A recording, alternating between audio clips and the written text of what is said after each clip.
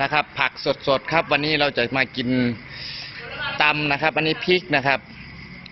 2 ลูกนะครับวันนี้อยากกินมากครับนี่ตำสดๆยั่วๆจ้ะอันนี้กุ้งสดนะครับกุ้งสดหมึกครับหมึกแล้วก็ปูนะครับปูนะแซ่บเป็นแซ่บครับพี่น้องครับมื้อนี้เบิ้งโลดครับจวดบ่จวดครับสีซิมให้เบิ้งครับครับเบิ้งครับนี่ยำกรุบๆเลยครับนี่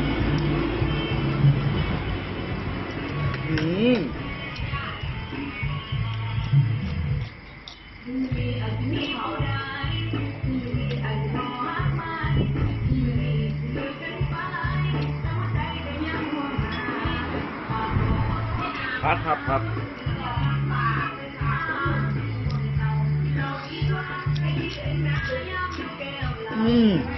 สดน้ำมึงครับพี่น้องครับ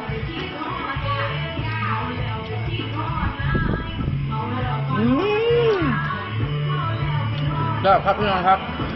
ก็ครับก็เจ้าอย่างนั้น